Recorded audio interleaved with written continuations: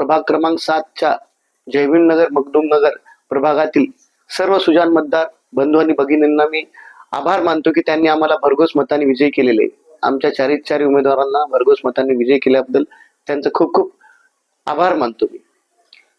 जयभीमनगर हा आंबेडकरी चळवळीचा बालेकिल्ला होता आणि त्या जयभीमनगर मधून जे आंबेडकरी चळवळीचा जो करारा बांधला होता, काही काळाच्या नंतर तिथं काँग्रेसचा बालेकिल्ला होता.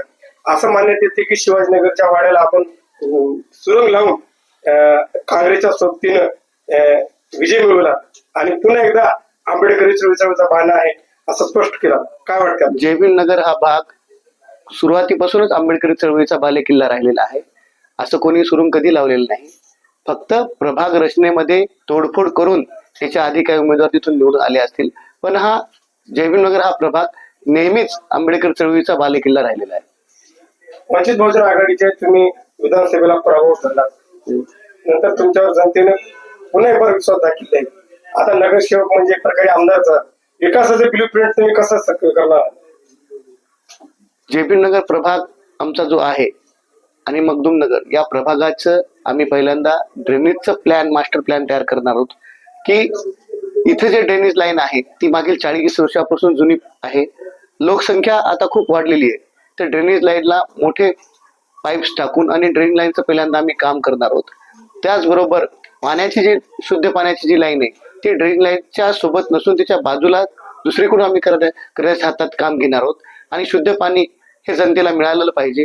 त्यानंतर आम्ही नाल्यांचं आणि त्याच्यावरचे चेंबर्स, नाल्यावरचे स्लॅब टाकल्यावर रोडचे रस्त्याचे काम आम्ही हातात घेणार आहोत.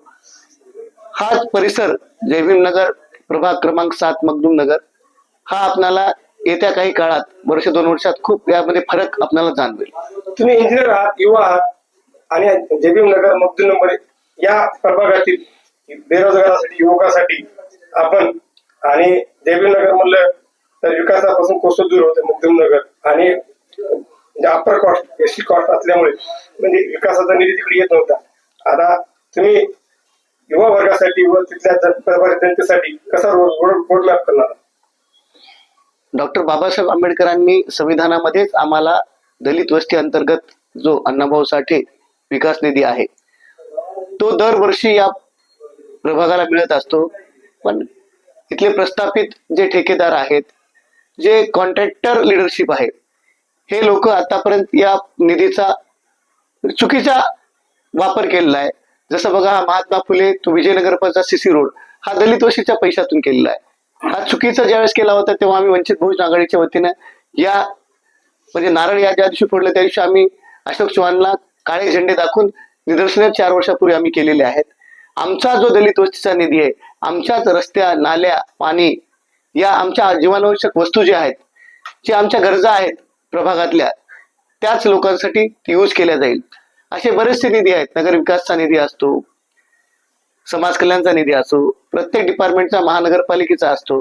महानगरपालिका जो 3% अपंगांसाठी निधी असतो, 5% महिलांसाठी असतो.